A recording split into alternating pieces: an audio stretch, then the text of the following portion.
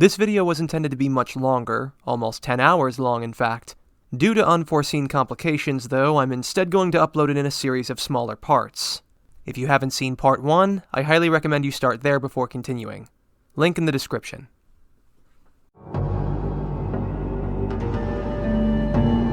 For all intents and purposes, Castor is the main antagonist of Unlimited Blade Works, albeit not the most important.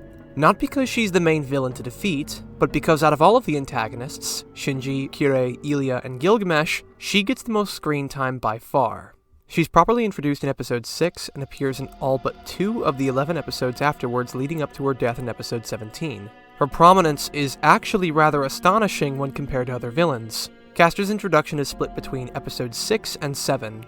Our protagonist, Shiro, is kidnapped in his sleep to Castor's hideout. Soon after his arrival, Saber chases after him and encounters Assassin, as we've already gone over. What do we learn? She wants to remove Shiro's command seal and transplant them onto her own master, giving him control over Saber. She gives off the impression that she rarely indulges in confrontational battles. She likes to fight smarter, not harder, and uses others to fight her battles for her. And this much remains consistent onward. Virtually all of her encounters after this are either with an ally of some kind, or on terms that she's laid down herself. If she has the chance, she'll have someone else protect her from invaders instead of fighting them herself. She's also displayed to be sadistic. We learn at the end of Season 1 that she has a noble phantasm that can give her control over another servant. Yet she seems fine taking her time with removing Shiro's command seals by force. A little inconsistent with her character displayed in episode 14, where she seems to lean more towards whatever means is most efficient. Tormenting Shiro instead of using Rule Breaker goes against this. Still, it's not entirely out of character as much as it is contrived. In episode 7 we learn a bit more about how she's gone about conducting business. We learn that she's also summoned her own servant in the form of Assassin, and it's alluded to that she's acting without her master's knowledge. She is devious and manipulative, which complements her approach to conflict rather well, given that her tactics also reflect a deviant nature.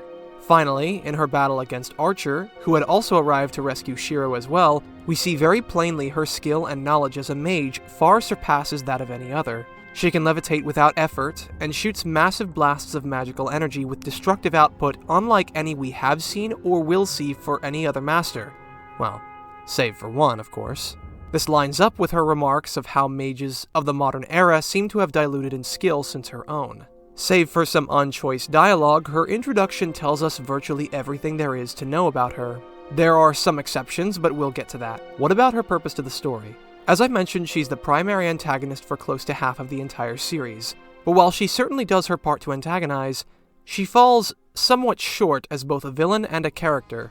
For the most prominent villain in the series, the actual threat that Castor poses is a bit unclear. As I mentioned, she seems to be extremely powerful for a mage, but as a heroic spirit, we're given the impression that she's lacking in strength. In early episodes, we also learn she's been draining other humans of their mana to strengthen herself, and summoning skeletal familiars to do her bidding. This could be a reflection of her own understanding of how she compares to other servants. She understands that she's weaker than most other opponents, and doesn't want to take unnecessary risks, which makes sense. Her first appearance is in a fight that she should have died in, had Archer not shown her mercy. So now we know that our protagonists are allied with someone that can defeat her, which only emphasizes how much weaker she is than her opponents. The familiars she uses are also easily dispatched. Even when in large numbers and in monstrous forms, basic magecraft and improvised weaponry can deal with them without a servant. And despite being told that she's draining people in the city to use as a mana source, we don't see much of a difference in her ability, especially when Rin is able to 1v1 her late in the anime without getting nuked on the spot. One can't help but wonder how she manages to antagonize at all, or even how she lasts so long. There is an answer to this, but it has more to do with our heroes than Castor, so we'll come back to that. She does eventually pose a much greater threat over time. Using her noble phantasm, she takes control of both Archer and Saber, and with both Rider and Berserker dead at the time, she leaves all but one of the remaining servants under her control. While this does reinforce the threat she poses for the rising action of the story, it does create a problem. Now that the threat she poses is far too great for our heroes to overcome, a number of events are contrived in order to allow them to succeed. Despite being completely outclassed and outnumbered in every way possible, the series gives into Shiro and Rin's plot armor, and Castor is defeated through extremely contrived circumstances. The first contrivance is shown here. Castor wasn't expecting melee or otherwise close-range tactics from a mage, and so she was caught off guard when Rin manages to land a single well-placed blow. This is contrived because there's no reason she couldn't anticipate this kind of maneuver from any mage, let alone Rin. Kirei, Shiro, and even Kuzuki have shown that close combat magic can be an effective tactic, mage or not. She shouldn't even be making these kinds of assumptions about mages from an era which she wasn't a part of and clearly knows nothing about. It's one thing to believe that it's unlikely, but she acts with certainty that all mages would rather die than use hand-to-hand combat even if it would save their life, which is nonsense. On the other hand, Castor's choice to forego using Saber isn't as contrived and actually makes a degree of sense. In order to keep all servants under their control, masters receive command seals from the Holy Grail that can compel their servants to do any single command they issue. However, they are limited to 3 for the entire war. She's already down to 2 by the time she fights Rin, and may not want to waste a second on something she could easily handle on her own.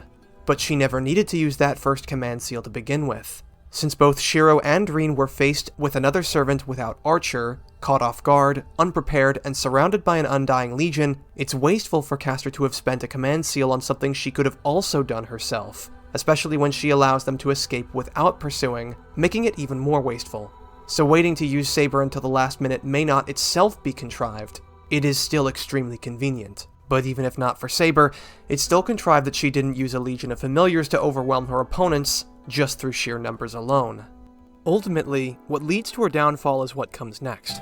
Before she's able to issue a command to Saber, Archer makes his presence known and fires several swords at Castor's master. She jumps in the way of the projectiles and is skewered in the process, killing her. This is especially contrived given the amount of time Castor must have been aware of Archer's presence. それがあと数秒ほど早ければな。トレス。オン。Souichirou!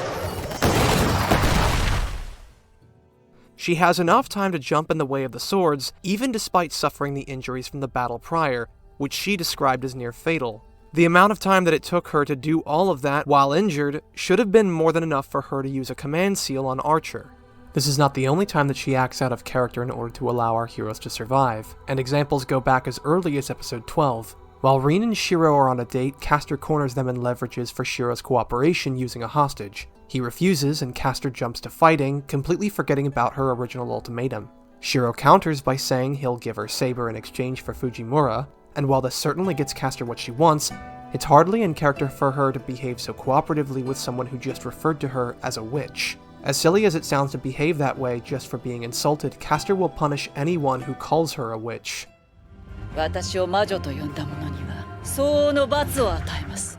I'm not convinced that Castor would want to humiliate someone like Saber, who she's barely interacted with, but not someone who's insulted her directly and put a wrench in her plans. If anything, it would be more in character to double down on Shiro, accepting not only his command seals, but demanding he give in to her anyways. All she'd need to do is torture and slowly choke the life out of the last family Shiro has left, and he'd have no choice but to comply.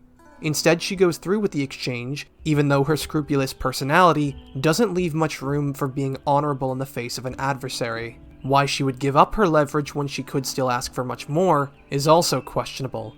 The fact that she is so easily driven to anger over being called a word shows that she is incredibly spiteful and even petty, yet this character trait is thrown to the wayside because it means that events won't go the way they need to.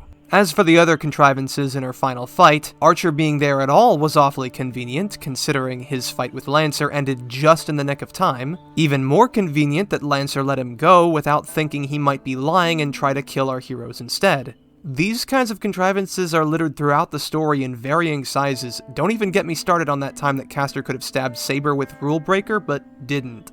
It's such a shame that her final moments completely diminish any sort of threat that she held at that point, and it's made worse with how inconsistent her menace has been up until then. We see that her primary form of combat is flying while shooting lasers at her enemies, but besides her ability to steal command seals, we're also shown that she can immobilize enemies, mind control people in their sleep, summon bounded fields that act similarly to a reality marble, command immortal legions of water familiars, telekinetically stop projectiles mid-air, construct highly detailed illusions, and burn people with just a glance.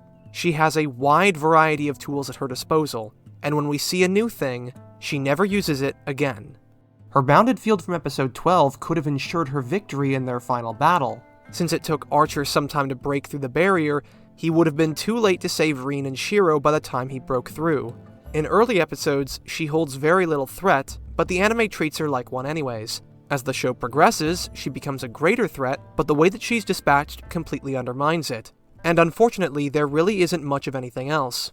She's a very archetypal villain because her purpose is mainly to antagonize our main character as part of his journey. But in some ways, she's a little too antagonistic. 人間を食い物にする魔女には協力しない。お前の手段は間違っている。 By opening her ultimatum with threats, she doesn't invite trust and destroys any chance at an alliance. Had she instead opened with the offer to give Shiro the Grail, they might have actually negotiated terms before needing to resort to threats. But as it stands, even if he had accepted, he'd only be motivated to betray her. And discounting all of that, she's not that different from any other stock standard evil villain without much else to characterize her that we're made aware of. And like those other villains, that isn't itself a flaw, but it does make the circumstances behind her demise somewhat unearned. The tone of the scene is clearly meant to be a sorrowful moment that Medea's love for her master was taken advantage of as she dies in his arms, and he is then immediately killed thereafter. What makes this unearned is the expectation that we're meant to feel sorry for her after everything she's done. And worse still, the scene can only maintain its tone through emotional manipulation. Some would argue that emotional manipulation is not a bad thing, and in fact that writing is meant to manipulate your emotions, to make you feel what the writer wants you to feel in order to be invested in the story. I disagree with this. Writing should be emotionally evocative, not manipulative, and the difference is distinct, if not obvious. Emotional manipulation is the act of forcing an emotion where it otherwise doesn't belong, by using cheap tactics to distract from this contrast, whereas naturally invoking an emotion is achieved by complementing the full context with an appropriate emotional tone. It is the difference between honesty and trickery, and artists are not deserving of praise for manipulating their audience's reactions any more than a liar is for tricking you into believing their dishonesty. For example, the ending to WandaVision is a blatant example of emotional manipulation. It paints Wanda as though she were the biggest victim of them all, showing how she had to give up the last remnant she had at a life with Vision and a family she never had.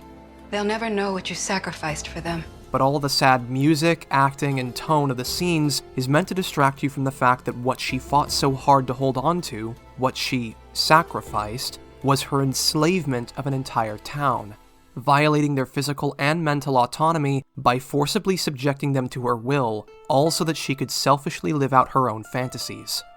You've taken an entire town hostage! Which she was completely cognizant of. I'm not the one with the guns, Director. And did nothing about it, while actively trying to excuse the things she did to them. I'm exhausted. Oh, you're fine. You're fine. You're all going to be fine. I've kept you safe in here. You feel at peace. Your grief is poisoning us. No, stop. Please, let us go. I'm not the one with the guns. Castor's death is textbook emotional manipulation because the scene hasn't earned the emotion it wants to evoke. All it's done is build this character up as an archetypal bad guy, and that's not bad for a villain by any means, but it can be if you wanted me to recognize the tone that the scene is going for. The story has portrayed her as someone exclusively villainous, yet it also wants to make her sympathetic. And this incongruity between what the story shows us and what it intended is evident in other episodes as well. In episode 14, when shown her master's workshop, she's eager to let the child sacrifices free, and even does so herself. This is in stark contrast with how she uses anyone in the city as sacrifices to make her stronger, and doesn't see the children as resources like she does everyone else. In fact, one might even interpret that she's concerned for them, given her initial reaction to his workshop. Even if she does care about children, that isn't represented enough in the series, certainly not in a way that makes much of a difference for her character. If anything, it's strange that she would care about children when she doesn't consider if her actions would leave many children orphaned. Even her reaction to being called a witch is counter to what we know about her. She hates being called a witch and doesn't want to be named as such. She rejects the title, yet embraces the persona of a witch. She manipulates and kills people for her own gain and without remorse. She holds Shiro's closest remaining family hostage and expects that to be enough to earn his loyalty instead of just make an even greater enemy out of him. So if she's not conflicted about being a witch, why care when she's called one? And further incongruent is how quick she is to offer her alliance to people who have previously tried to kill her, sometimes without offering very much in return, if not giving them incentive to betray her outright. There's just a lot of confusion surrounding her character outside of this witch-like persona, and the only part of that character I haven't talked about is her relationship with her master, which isn't that much better, unfortunately. Souichirou Kuzuki is not Castor's initial master. Castor was first summoned by a high-ranking member of the Mages Association who feared Castor's abilities as a mage and attempted to have her killed. This backfired and resulted in Castor killing him instead.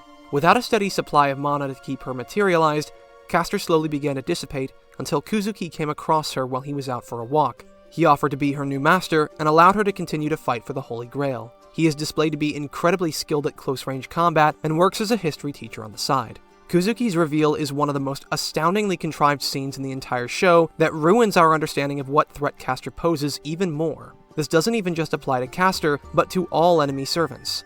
Servants are not ordinary people, not even for ones of their stature. Heroic spirits are superhuman. It's said in episode 2 that because of how powerful they are, it takes a servant to defeat a servant.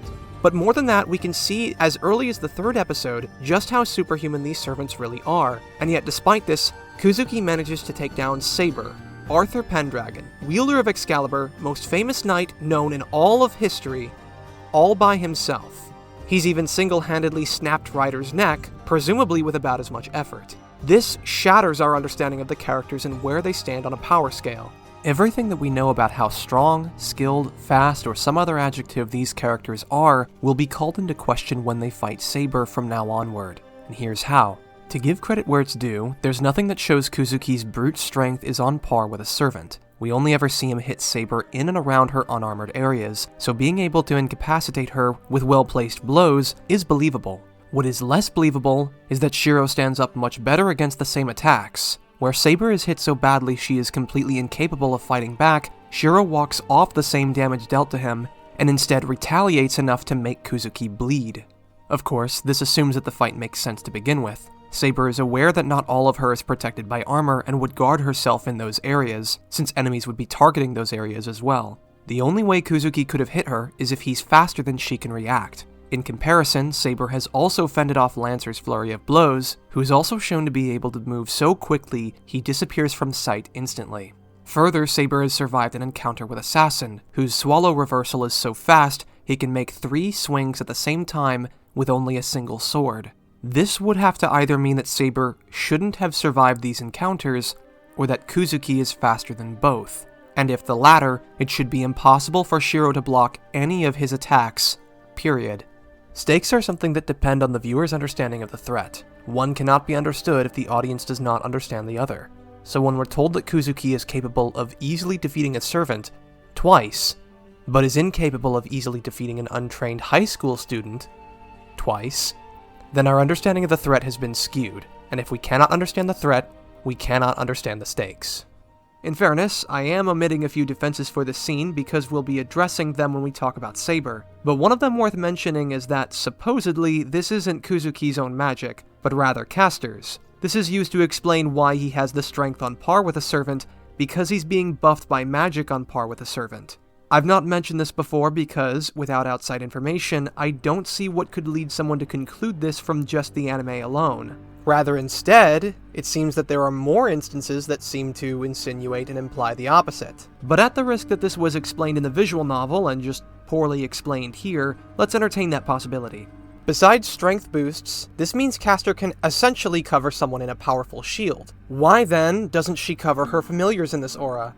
The defensive advantages alone would make it that much more difficult to dispatch her legion with things like mops. Between that and the strength bonuses would make it nigh impossible to defeat them without a servant. For that matter, why not use it on herself? Even if she still prefers alternative magic, that kind of defense could have saved her when being punched by Rin. Unless we're expected to believe that Rin's magic is somehow stronger. Stronger than this. The penultimate point is that this drastically shifts our understanding of the given power scale. If there is any reason Kuzuki is too fast for Saber to react, and too powerful for her to block even a single strike, he should also be too fast and too strong for Shiro. Kuzuki's introduction is rather off the walls. What about his character? What is his relation to Castor? Why did he rescue her and choose to be her new master? Kuzuki is a very stoic individual, in case it wasn't already obvious. As for his relation to Castor, it's established that it's a romantic one. When he's first suspected to be Castor's master, it's revealed that the two are engaged. But when we actually get a decent look at the two of them in Season 2, we can't really understand why. Granted, Castor at least has some reason to be interested in him. She was rescued by him and given a second chance by the Holy Grail. But from what we're shown, it still seems a bit odd that such a small act of kindness and a couple weeks living under the same roof are enough for her to find him romantically interesting. Even for someone who has shown her kindness, why trust that this kindness is genuine? For someone who's lived her whole life being ostracized and betrayed by others, I don't believe there hasn't been a single time when she's been shown this same sort of kindness, only to be used for ulterior motives. An appropriate reaction would be extreme uneasiness. Still, 3 weeks could be enough time for that to disappear, provided she's given reason for it. But Kuzuki has even less reason to reciprocate her feelings. He is incredibly indifferent to almost everything else happening around him, even to the people who die every day and the Grail War as a whole. The only thing I have to believe Castor would come to trust him is how he behaves, and I'm supposed to believe indifference is what convinces her? On another note, why wouldn't he be just as indifferent towards what happens to her as he is to everyone else? We're told that he just went through the motions of life, only taking the goal of helping her just to have a goal at all. But this is such a static and low-level explanation it doesn't even begin to explain why this goal was suitable. It's not as though Castor was the first person he had a responsibility to. Why does he feel this goal supersedes his duties he had before meeting her? Remember, Castor is murdering people all over the city. Any number of other students, co-workers, and even Issei could be hurt by her actions. And when it's revealed to him what she's been up to, he doesn't pay any mind to how she might affect other people who are close to him. Why is he so quick to condemn who knows how many people he's known for years for a woman he's met only a couple weeks ago? He's not even interested in bartering or exploring other options where he doesn't have to sacrifice his students or Castor. He just immediately accepts the death toll of possibly hundreds of people, irrelevant of who they were to him. I don't even believe he isn't interested in these people either. When he defeated Ryder after Shinji and her attacked the school, it wasn't to benefit himself or Castor. It was confirmed that his servant was never there to begin with, and he was never in any real danger either. If he's truly indifferent to the senseless deaths that happen every day, like he says he is, I don't believe he would care what Shinji does or not. And whatever the reason he would have to confront them, he still let Shinji live when he didn't have to do that either. As if I ever had a reason to believe he wasn't invested in them to begin with. It's implied he's earned the respect and admiration of many students who look up to him. And again, I'm expected to believe this respect is earned from the indifference he shows towards them. His character isn't even that bad, it's just missing information. It's plausible that Kuzuki would care for a woman he's known for only 3 weeks far more than anyone else he's known for years. There's still a couple things that really couldn't be explained, but virtually everything else could be. We just need the context. And really, that's just the main problem with these two. Castor's is the story of two psychopaths that care for no one but themselves, and in the midst of the suffering they've endured in their lifetimes, they come across one another by pure chance and find solace in one another's company, then torn apart as recompense for their vile methods by the very people who they wronged. For as much as I criticize them, what we have is fairly substantive, but there is still a hefty amount of information missing to explain Castor's behavior and aspects of their relationship that are left unexplored, all building up to a death scene which was unearned by the story. There's only a little bit that's actually conflicting about their characters. Their main issue is that they fail to antagonize consistently due to the ever-changing threat they pose. We're shown early on that she isn't a huge threat, but somehow lasts as long as she does. Then becomes one of the biggest threats, but is defeated extremely easily, all the while repeatedly confusing our understanding of where these characters, any of them, stand on a power scale. We will talk about much worse characters than these two, and I even hesitate to call them bad, but I'm not sure I'd call them good either.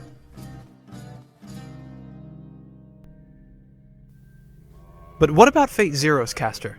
How does he fare as an antagonist? To give some background, we're introduced to Castor in episode 2. We've already seen two servants share their thoughts on their respective masters, neither of which is positive. It demonstrates that there will likely be some friction between these pairs later on, which only makes our next duo stick out all the more. The next master we're introduced to is Ryuunosuke Uryuu. It's never explained what his relation is to magic beyond some arbitrary ancestors who are mages, And the scene that he explains this in comes off as rather forced, haphazardly explaining his background to this child, awkwardly if I might add, all for the sake of getting this information across to the audience. It's shown to us that he's a criminal and a mass murderer, currently having broken into someone else's house, tied up the young child, and murdered his parents to use their blood to create a summoning circle. He doesn't know what magic is, but seems to be convinced of some supernatural elements written within his book and intends to use it to summon a demon. Unbeknownst to him, doing this has caused the Holy Grail to unintendedly choose him as the final master and summons 15th century Gilles de Rais to act as caster. Incredibly contrived that he happens to attempt a summoning on the very week that the war is going on. Mistaking him for an actual demon, Ryuunosuke offers the child as a sacrifice to him, but to his disappointment, Caster unties the boy and allows him to leave. The viewer has already seen two servants show that they have remotely diverging interests from their masters, so they could expect the same of this one. They would be mistaken.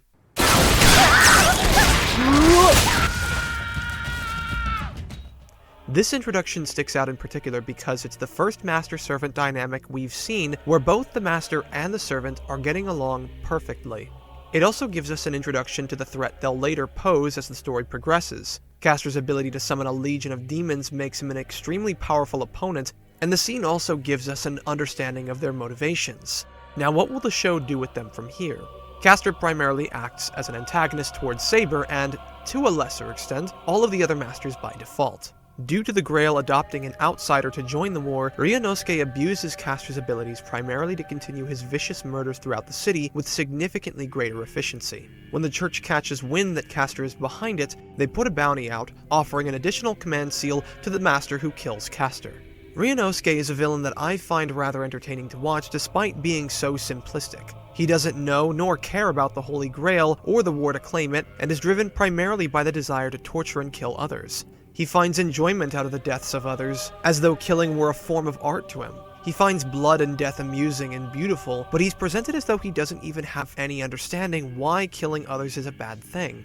This also creates a childish outlook on the gruesome and terrible atrocities he commits. We aren't given a lot of background information as to why he's like this, but luckily it isn't necessary. There isn't anything about his character, as it's presented, that's contradictive or contrived, so there isn't any information that we would need to know about him to understand his motivations. One might wonder what kind of upbringing made him this way, but any answer that could be given is almost completely irrelevant. His purpose is to antagonize, so while having some in-depth backstory to explain his behavior could be an improvement, it isn't needed. And likewise, his lacking self-awareness and immature demeanor are complemented eloquently by Caster's own personality, which doesn't stray far from his master's character. Caster's initial desire is to use the Grail to resurrect Jeanne d'Arc, who he had a thing for in life. But when he mistakes Saber for Jeanne, his motivations turn to combating Saber directly. She, of course, doesn't recognize him, and Caster interprets this to mean that Jeanne has lost her memory and dedicates the rest of his time in the war to psychopathically obsessing over her. Though there isn't anything particularly interesting about his conflict with Saber directly, his attempts act more as a pole vault for other events to develop other characters. His first attack on Saber ends up attracting Lancer and his master to the area, who are also interested in removing Caster from the war so that they can claim the reward. This further develops Saber and Lancer's relationship with one another as they fight Caster together, all the while two other fights also go on at the same time, with developments for characters involved that we will get into in due time. Much like Ryuunosuke, he's very simplistic, but he's utilized excellently in places where he's needed, and he never feels tacked on or unnecessary. Even his abilities are easy to understand. As mentioned, he can command a demonic legion from the darkest pits of Rule 34, and while it's shown that he has a couple of other abilities, they're not shown to be even half as powerful as his main form of combat. Limiting his abilities to just his tentacle monsters makes it easy for us to understand what kind of threat our heroes will be up against, as opposed to constantly introducing some new form of powerful magic that we didn't already know that he had, and further ruining that understanding as a result. Though Caster doesn't seem to be dichotomous with Saber, he at least moves the story and its events forward. He doesn't instigate another fight until the season finale, when he summons his largest demon yet to wreak havoc on the city. After that, the following fight then brings virtually all the servants together in an all-out fight against Caster, among a few other side battles going on simultaneously, further developing the relationships between the characters involved. It is a shame that I can't quite fully explain the significance of Caster's character before covering all other characters. Just know that you'll notice throughout this video we'll call back to these events as we go through each of those characters. And every time I do, and we talk about the character developments involved at the river fight, you will remember that those important developments happened because Castor facilitated them. All of it builds to a spectacular display of Saber's noble phantasm, killing Castor once and for all. His character is not in-depth or particularly interesting, but there is at least enough color to him as a villain. The way he and Ryuunosuke play off of one another is part of that dynamic. One of the best examples of this is during their last scene with one another. The two have a discussion about God and how he punishes those that commit atrocities like they do. And instead, Ryuunosuke presents the possibility that God isn't a puppeteer, but rather an observer who leaves the puppets to their own devices and watches as though life were merely a show. By this twisted logic, God loves the villains in life just as much as the heroes and everything that they do. As out of place as this may appear, I regret that I still cannot express how valuable this monologue is to the story of Fate/Zero before I can get into the characters and the relevant themes expressed therein. It's a testament to how Castor's importance to the story really is propping up so many of the other characters and their stories in one way or another, and he does it so incredibly well. But like I said, you'll just have to take my word for that. For now anyways. This doesn't serve to make them any more in-depth or any less two-dimensional than they already are, but it does add that much more character to them, and makes them stand out despite their simplicity. Zero didn't need to give Castor this much color to his character, because after all, he doesn't necessarily need it. Having character is not his purpose, but they did it anyways, and he stands out better for it. And like I said, this is all despite being fairly stock standard as far as antagonists go. The two revel in their own sadistic nature in the best possible ways, and their sadism isn't just played for shock value. There's an important scene to Ryder and his master's development in late Season 1 that comes about after witnessing the result of Castor's atrocities. He serves an excellent job at keeping the events of the many different subplots moving forward in some form or fashion, and like I said, it's unfortunate that I can't fully explain how well he does this before I have gone over all of those other characters and their developments, which are instigated by Castor's actions. His role in Fate/Zero isn't exactly as prominent or important as Bladeworks' Castor, but he does a better job at his role than Medea does for hers. And I believe the main reason for that is because Zero's Castor doesn't dwell on superfluous motives. Antagonists like Castor are an enigma because they can be engaging for and despite their simplicity. There's an unspoken understanding in the best written works that what wickedness a villain conceives is not something that can be walked back on. In some cases it cannot be forgiven. You can understand their actions, but that doesn't make them sympathetic. And for many, death is their only redemption. No good can come from the evil they brought, so why try to ignore it? Embrace it. This is the appeal for many classic Disney villains, that despite their two-dimensional characters, they are entertaining for what's there and still achieve their goal to the plot. Gilles serves as a perfect example of a villain that does what they need to without some deeply immaculate or sympathetic character. All of his actions do what they need to move the story along and service the many different characters therein. There is no need to make him sympathetic, and if anything, trying to do so would just devalue his own death and obscure what we know about him. This is what confuses me about Medea and her death. As in, I don't know what I'm expected to feel about it. The woman responsible for countless deaths across the city for her own gain is finally defeated, and so too is the man who condoned her actions and chose a witch over the lives of dozens of students and co-workers he's known for years. I should feel relieved. The battle, nearly 12 episodes in the making, is finally over. And yet I can hardly describe the moment, the tone, the imagery of Castor's death, or even the music, as triumphant.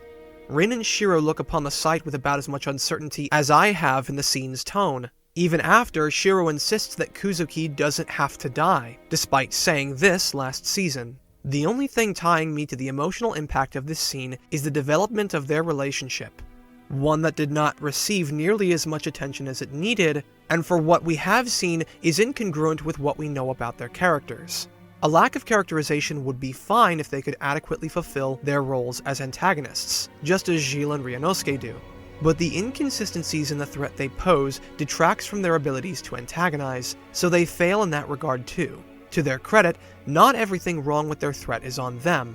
An antagonist that doesn't pose a threat, but is treated as one, can also be the fault of other characters that don't do anything about them. But like I said, that's for later. It probably goes without saying at this point, but I don't like Medea and Kuzuki. She has a lot of potential to be the better caster the way Kojiro was the better assassin, but with so much context left out, it damages the relationship at the core of that character. Gilles doesn't have any sort of character that Medea doesn't, but that just means there's less to mess up in the way of execution. And on a subjective note, I find his personality more entertaining than hers too. Both are more suited to being a source of conflict in the story anyways, but Medea's and especially Kuzuki's ever-shifting power level make it hard to gauge if they're a threat or not, which I never feel about Gilles because I have a consistent and constant understanding of how powerful he is and what he can do.